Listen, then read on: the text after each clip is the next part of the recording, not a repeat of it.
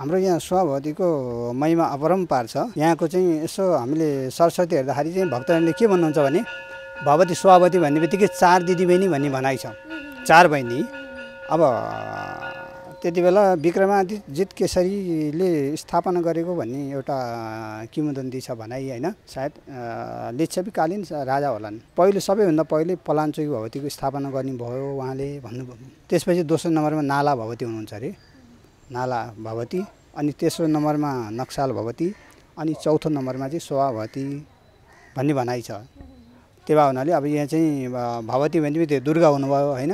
यहाँको महिमा अपरम्पार छ। अनि हाम्रो यहाँ चाहिँ स्वभगवतीको चाहिँ विशेषता अर्को के छ भने हाम्रो यो उहाँको एउटै पीठमा एउटै मूर्तिमा उहाँको काखीमा बगलामुखी देवीको पनि पूजा हुन्छ। बगलामुखी उत्पत्ति भएको हुनुहुन्छ भनेर भनिन्छ। अब यहाँ पुराना ज्योतिषीहरूले बगलामुखी पूजा गर्नु पर्यो भने स्वभगवतीमा जानुहोस् भनेर पनि कतिपय हामीले लेखेर पठाए देख्यौँ के भक्तजनहरूले त्यसो पनि भन्नुभयो।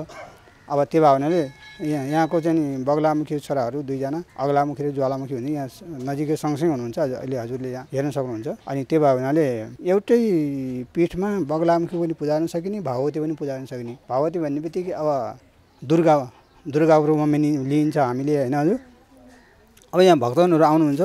हामीले अब आफूले राम्रोसँग चिताएको खण्डमा राम्रोसँग भक्तिभावले पूजा गरेको विश्वास गरेको खण्डमा जे माया पनि हामीलाई पुरा हुन्छ प्राप्त हुन्छ भनेर भन्नुहुन्छ।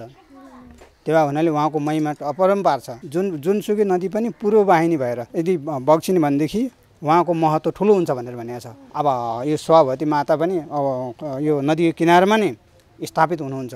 उहाँहरूले त्यो स्थललाई झन् पुण्य तीर्थ बनाउनको लागि नै उहाँहरूले चाहिँ त्यहाँ बास गर्नुभएको भनौँ न स्थापना हुनुभएको बास हुनुभएको भन्ने हामीले विश्वास गर्न सक्छौँ हैन।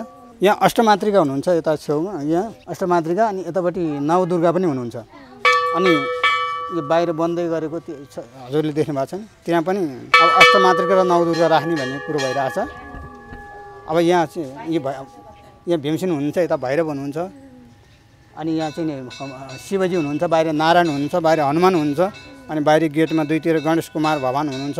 लगभग सबै भगवानहरूलाई नि समेट्ने हिसाबले नि यहाँ चाहिँ पहिले स्थापना गरेको देखिन्छ।